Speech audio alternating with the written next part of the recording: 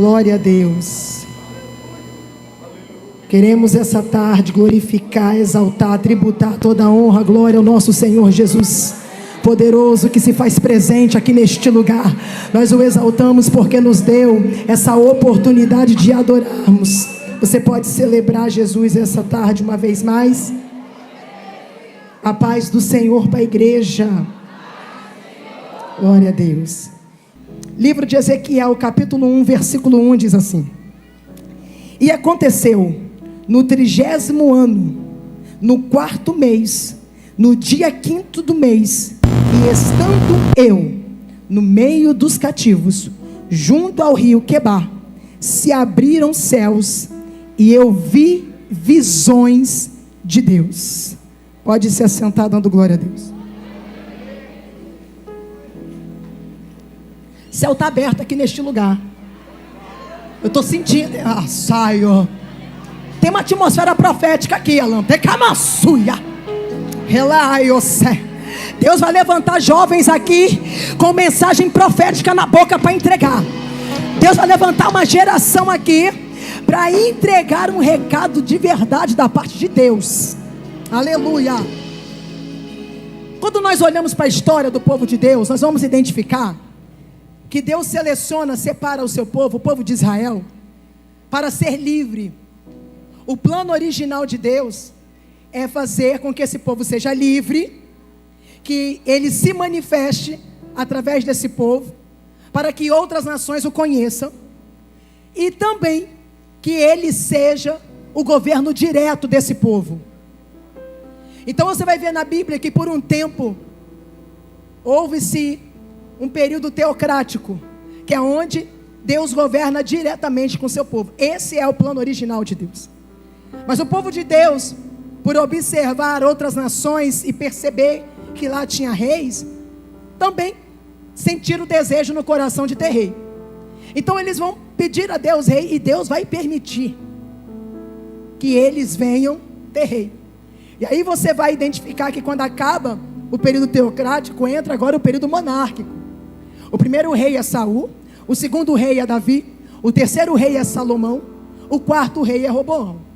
Eu vou parar aqui no quarto rei, porque no quarto reinado nós vamos identificar que vai haver uma divisão na história do povo de Deus. Tudo isso por quê? Porque as tribos estavam unificadas. Mas quando Roboão assume o trono, que ele é filho de Salomão, quando ele assume o trono, ele vai tomar algumas atitudes e algumas medidas que vai gerar uma revolta no povo. E essa revolta vai fazer com que haja uma divisão. A divisão que nós conhecemos na Bíblia, que é Reino Norte e Reino Sul. Mas o interessante é que dentre tantas atitudes indevidas que Roboão toma, tem uma que me chama a atenção. Uma atitude que ele faz é: ele tira da tua mesa de conselhos os anciãos, e ele coloca os mancebos. Ele vai tirar da sua vida aqueles que são mais experientes, para colocar os mais novos. Não há problema em ter gente nova. O problema é quando a gente despreza o mais antigo. Por quê? Porque os mais experientes, os anciãos, apontam para a sabedoria. Os jovens apontam para a força. Mas um reinado, ele não consegue permanecer de uma forma consolidada e imbatível se ele não tiver sabedoria. Não se constrói um bom reinado só com força. Então Roboão, que ele quebra um princípio muito sério. Qual é o princípio?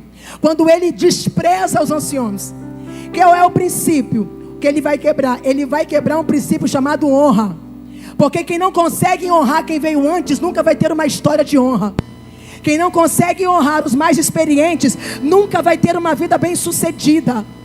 Então Roboão é alguém que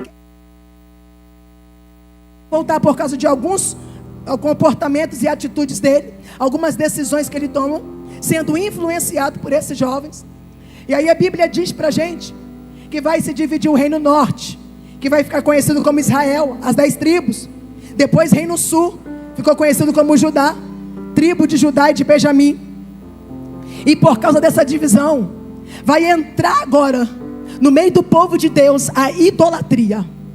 por causa de reis que vão assumir governos, e reis que não têm compromisso com Deus, reis que não têm comprometimento em levar o povo a adorar o Senhor.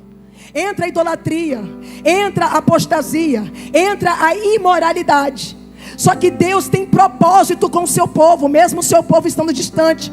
Então Deus vai levantar profetas para trazer um alerta. Qual é o alerta? Se vocês não se converterem, se vocês não se arrependerem dessas más atitudes que vocês estão tendo, vocês vão ser levados cativos. Se vocês não se arrependerem, vai vir um período de muita dor.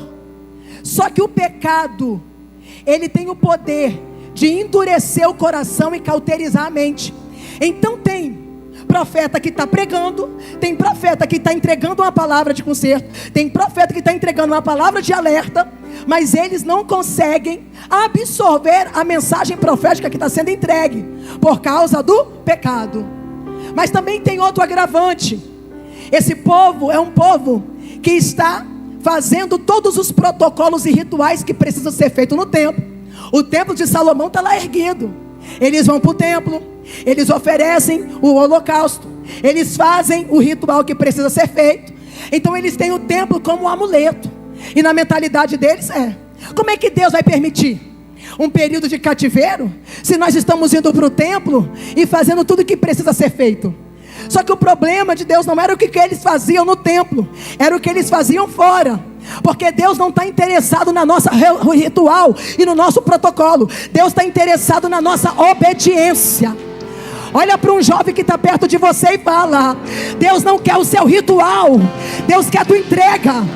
Deus não quer o seu protocolo, Deus quer a tua obediência. O que Deus está dizendo através da minha boca é que não adianta vir para cá, fazer tudo o que precisa ser feito, mas quando chega lá fora esquece tudo do que fez aqui.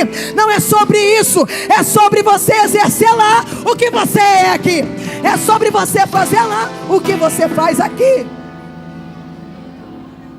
Então Deus permite que Nabucodonosor venha liderando os caldeus.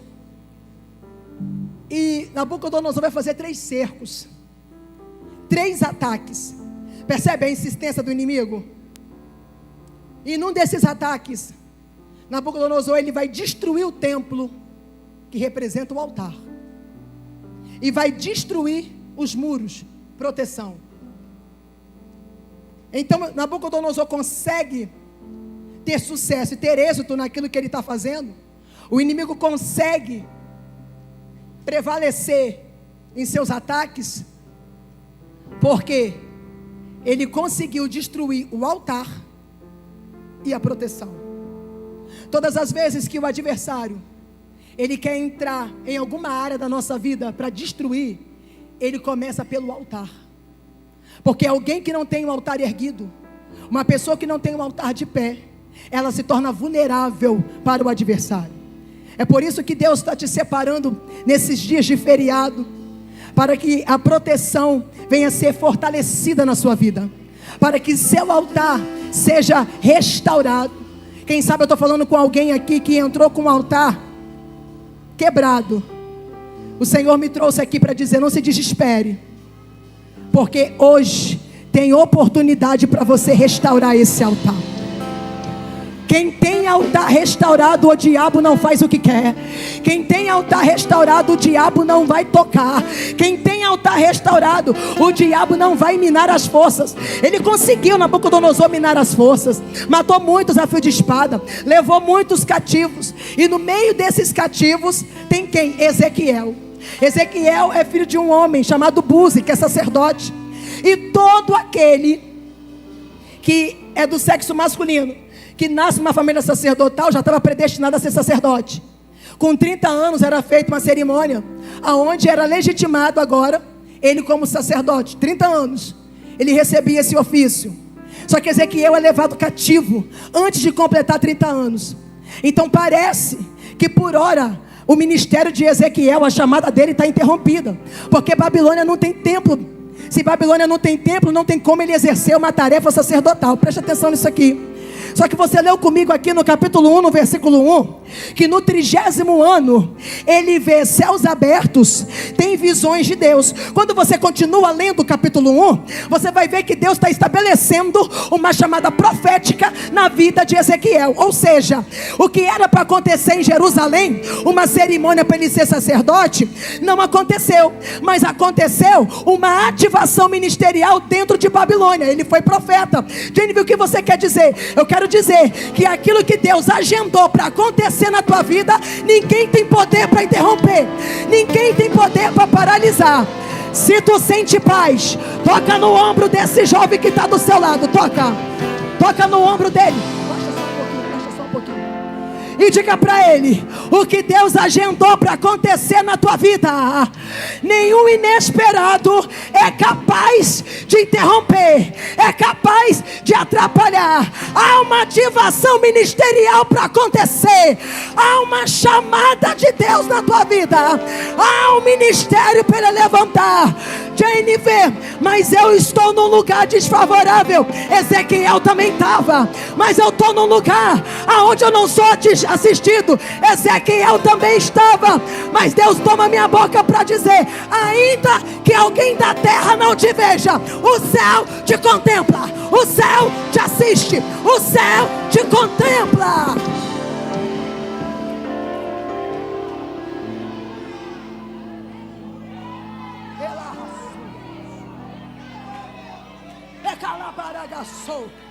Rebite camanagia saio rebia.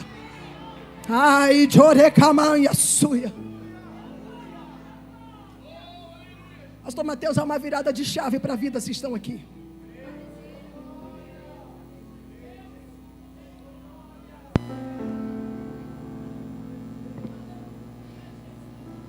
Quando Ezequiel é levado cativo, quem sabe da linhagem sacerdotal dele está assim: quero ver agora ser sacerdote, quero ver agora ter ministério. Mas Deus não precisa de circunstâncias favoráveis. Deus não precisa. Eu costumo dizer que Deus até prefere agir em cenários caóticos. Ezequiel está narrando para a gente aqui no capítulo 1, no versículo 1. E eu estava à margem do rio Quebar. O ministério profético de Ezequiel se deu ali às margens dos rios em Babilônia. Se deu ali. Ezequiel foi levantado por Deus para profetizar para os judeus que estavam ali cativos. Ele é contemporâneo de Daniel, mas Daniel está lá na corte. Daniel está lá profetizando lá para o povo da corte. Percebe que todos os dois são profetas, mas estão profetizando em lugares diferentes. E cada um entendeu o cunho profético que carregava e a posição que deveria se estar. O que isso significa? Que não houve ali comparação. Ezequiel não ficou se sentindo menor porque está na margem e Daniel está na corte, e Daniel não se sentiu superior porque está na corte e Ezequiel está na margem dos rios. Por quê? Porque quando a pessoa entende o chamado que Deus deu, quando a pessoa entende a posição que Deus quer colocá-la, ela não vive uma vida de comparação. A comparação ela vai desenvolver na vida do ser humano um complexo de inferioridade.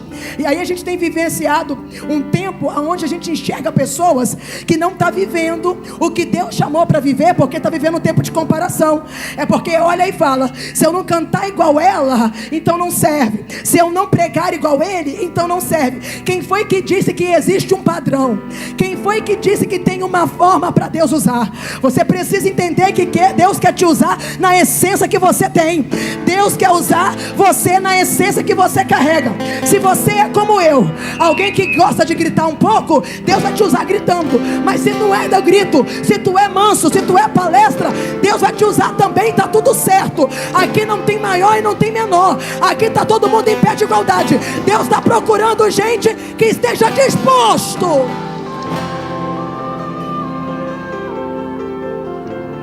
Deus está procurando gente disposta para poder usar. Só que a gente vai dando desculpa: eu não sei. E quem é que nasce sabendo? Aí a gente vai dando desculpa, eu não sei. E Deus está dizendo: ei, me apresenta a sua disponibilidade com a tua santidade, porque eu vou te dar a capacidade que você precisa. E eu falo isso aqui com muito temor, mas debaixo de uma orientação de Deus, porque o Espírito Santo está aqui. Deus não está procurando gente talentosa, porque o talento quem dá é Ele. Deus está procurando gente que se santifica, porque tem gente muito talentosa, mas já deixou a santidade de lado há muito tempo. Tem gente talentosa que canta quando quer, vai para o ensaio quando quer, participa quando quer. Deus não é refém de talento. Deus vai procurando gente que tenha comprometimento, disposição, porque Ele quer derramar e Ele quer usar. Segure a mão desse jovem que está do teu lado, segura, e diga para ele, para ela: Deus quer te usar. Fala: Deus quer te usar. Deus quer te levantar. Deus quer te levantar.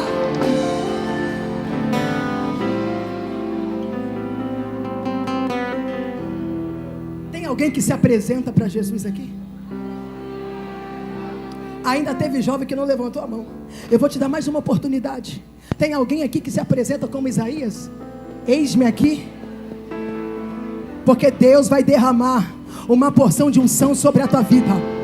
Olá, suia. Que a tua rotina não será mais a mesma. A porção que Deus vai derramar sobre a tua vida, a tua rotina vai ser diferente. Tu vai para a escola sentindo presença, tu vai para a faculdade sentindo presença, tu vai andar na rua sentindo presença. Há uma porção de Deus sendo derramada aqui neste lugar, e quem quiser receber, que receba, porque Deus está derramando azeite fresco. Azeite fresco. O diabo estava pensando que ia te deixar na mediocridade espiritual, mas o varão de autoridade que desce aqui toma minha boca para dizer: eu estou te enchendo, eu estou te enchendo, eu estou te enchendo, eu estou te enchendo, eu estou te enchendo, eu estou te enchendo, eu estou te enchendo.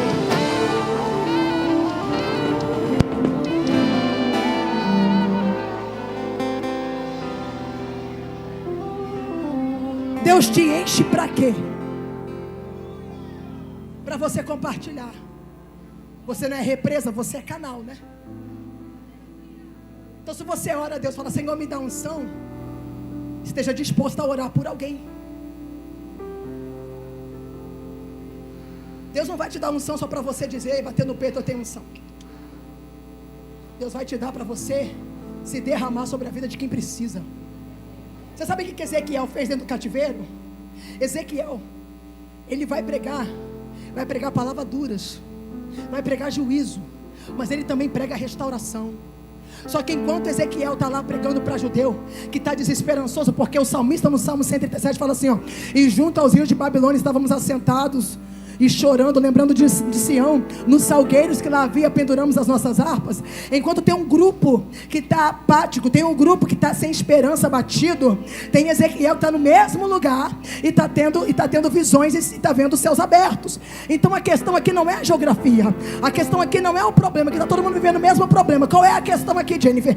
A questão aqui é o direcionamento da visão. Quem olha para o problema vai suspender a harpa. O que é harpa? Instrumento de adoração. O que é harpa? Instrumento de entoar cântico e louvores a Deus. Quem olha para babilônico zombando vai pendurar a harpa, mas quem olha para o céu vai ver céus abertos e vai ter visões da parte de Deus. Diga para duas pessoas aí: redireciona a tua visão.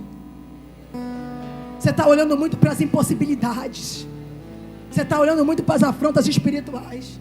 Quem foi Ezequiel? Ezequiel foi alguém que profetizou para a gente que estava abatida, mas enquanto ele estava profetizando palavra de confronto, tinha gente se levantando. Aí eu aprendo que o que levanta não é aquilo que massageia ego.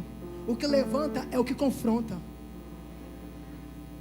Nunca queira correr de pessoas que Deus usa para falar com você, não o que você quer escutar, mas o que você precisa ouvir. Porque o que vai te fazer crescer não é o que você quer ouvir. O que vai te fazer crescer é o que você precisa escutar.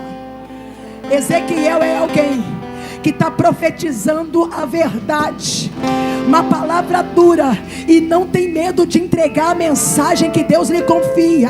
Jennifer, o que tu está dizendo? Eu estou dizendo que eu vim pregar para uma geração aqui, porque eu já fui informada que aqui tem profeta, eu fui informada que aqui tem jovem de Deus, eu fui informada que a juventude aqui é diferente, e eu vim pregar para uma geração que não vai negociar a mensagem, que não vai negociar a palavra para entregar. Alguém pode fazer cara feia, mas quem tem compromisso com a verdade não negocia a mensagem, não negocia a mensagem. Quem trouxe a Bíblia, levanta a Bíblia. Quem é aliançado com a palavra, quem é aliançado com a verdade, quem é aliançado com a palavra de Deus, não se vende, não se corrompe, não tem medo de entregar a verdade.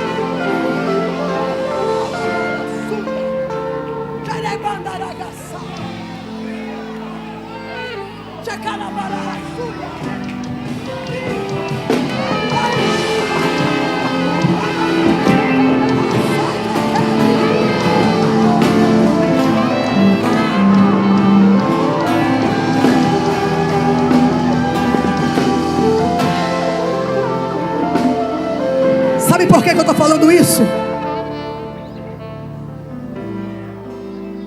Quando você olha para a Bíblia, você vê Jezabel querendo matar Elias, porque Elias carrega uma mensagem profética. Jezabel é aquele espírito que quer silenciar profeta. E esses tempos atrás eu estava em oração, e Deus ministrou comigo, Jennifer. Existe um espírito de Jezabel na nossa nação, que quer intimidar e silenciar profeta. O que eu pedi você para fazer aqui agora não é emoção, não. É uma demonstração para o mundo espiritual. É você dizendo para esse espírito que está tentando te silenciar, dizendo: eu estou aliançado com a verdade. Eu estou apegado na verdade. Esse espírito que quer silenciar quem carrega o profético na vida não vai ficar de pé diante de alguém que tem compromisso com a verdade. Você está entendendo o que eu estou dizendo? Porque aonde tem gente que tem compromisso com a verdade, trono de Jezabel não fica. Aonde tem gente aliançado com a verdade, espírito de Jezabel que quer colocar mordaça na boca de quem é profeta, não fica, não fica, não fica. Deus está destronando.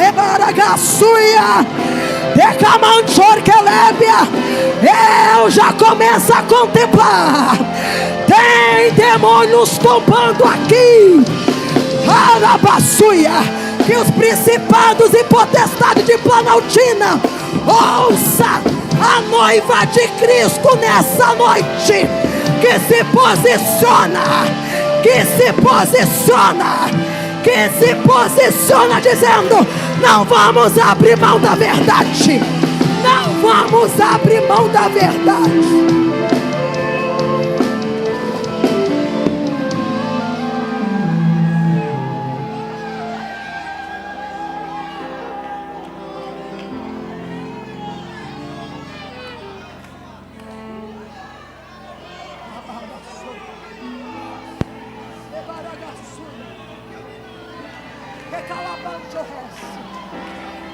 Não vamos abrir mão. Eles podem mandar a ideologia de lá, nós vamos mandar a verdade daqui. Eles podem mandar a filosofia de lá, nós vamos mandar a verdade daqui.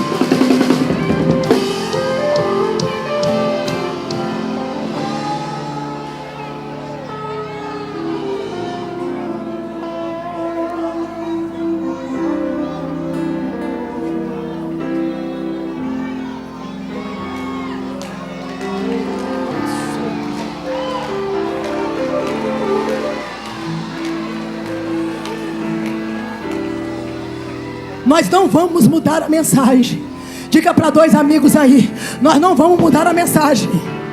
A mensagem é a mesma.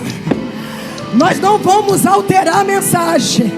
A mensagem continua sendo a mesma.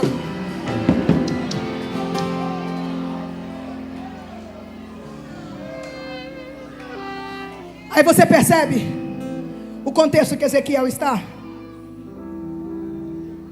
Dentro de um território que não é de origem dele, dentro de Babilônia, lugar de idolatria, lugar de opressão, atmosfera espiritual pesada, mas Deus levanta ele ali para profetizar, porque tem hora que Deus coloca a gente para profetizar dentro de um ambiente difícil.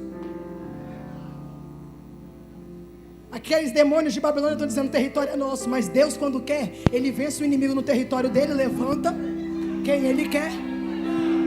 É assim que funciona. E aí nós temos que ter a estrutura e maturidade para entender que tem hora que Deus vai colocar a gente num ambiente difícil.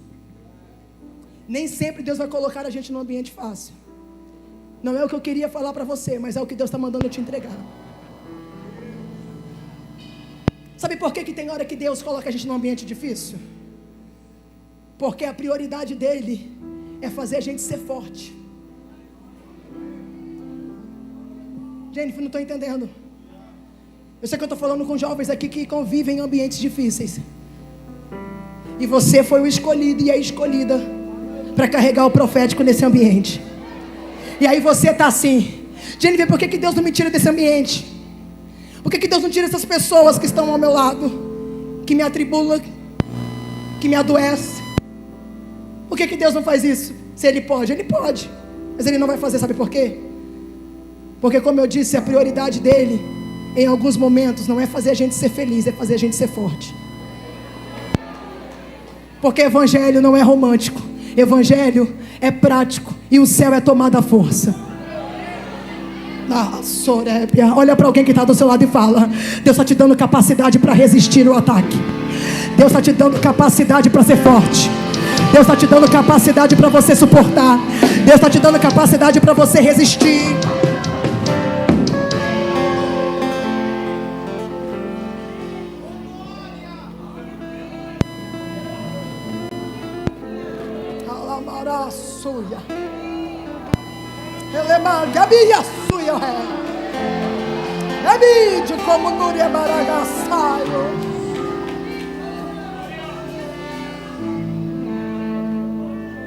Mas aí a gente caminha para o final. Eu gosto da expressão que Ezequiel usa aqui. Olha o que ele fala: e estando eu no meio dos cativos. Gente, ele poderia ter falado assim: e nós os cativos.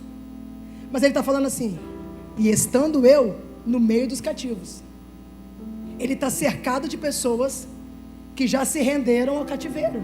Quem são esses? O do Salmo 137, que suspenderam a harpa. Porque ninguém vai levar uma harpa para um lugar se não tem intenção de tocar. Mas eles têm intenção, mas não têm força. E aí, ele está dizendo: esse povo já se rendeu aos babilônicos, já se rendeu à pressão dele. Eu estou sendo pressionado, mas não me sinto como eles. Porque eles já aceitaram que são presos, que são aprisionados. Eu não. Eu estou no meio deles, mas eu me sinto livre.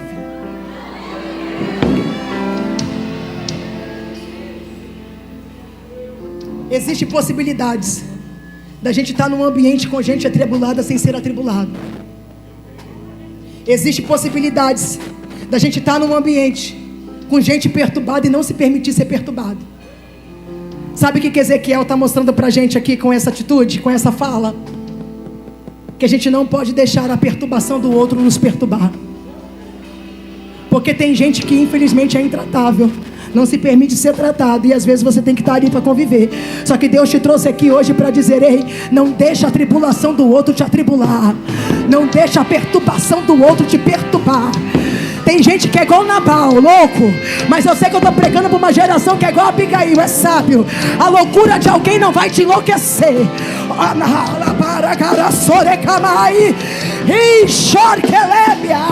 Deus nessa noite está tomando a minha boca para dizer: você pode estar cercado por gente cativo, mas a tua alma é livre, o teu espírito é livre, a tua mente é livre. Quem é livre dá um salto dessa cadeira.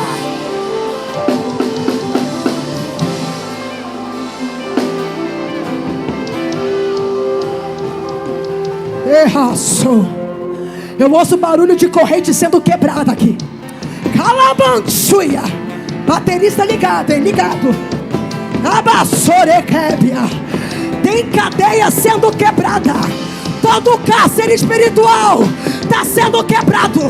Quem estava cativo se prepara para um tempo de liberdade. Ele liberta tuas emoções, Ele liberta tua mente, Ele liberta teus sentimentos, Ele quebra cadeias, Ele quebra cadeias.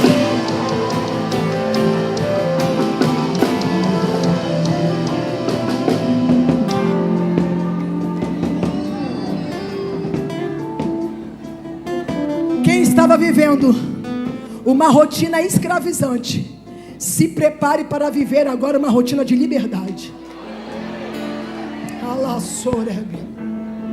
Tem cadeia sendo quebrada. Eu estou pregando para pessoas aqui. Não é todo mundo, mas tem uma parte aqui que está oprimido emocionalmente.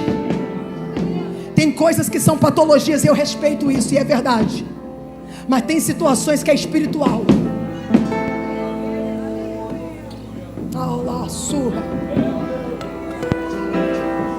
Tem depressões que são patológicas, mas algumas são de fundo espiritual. E Deus está falando comigo que está quebrando aqui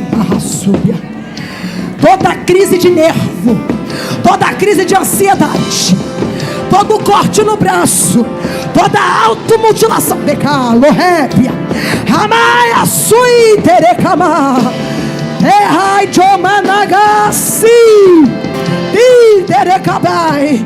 Alguém que estava na depressão vai terminar esse feriado livre dela, livre dela, livre dela. Calabaragas. Pensamentos de morte, pensamentos de vontade de morrer. Nós desligamos agora no mundo espiritual toda palavra de maldição, toda palavra lançada, todo espírito contra recalabarahassuia. Sai desse quarto, sai desse quarto, sai desse quarto. Espírito de Deus, passa lá, passa lá, passa lá. Todo pânico, todo desespero, todo medo excessivo, sai, sai, sai. O Senhor te repreenda, Satanás. Essa geração é de Deus. Essa geração é de Deus. Essa geração é livre, livre, livre, livre, livre, livre, livre, livre, livre, livre, livre, livre. Que livre? Johebe, Alabantorecamana.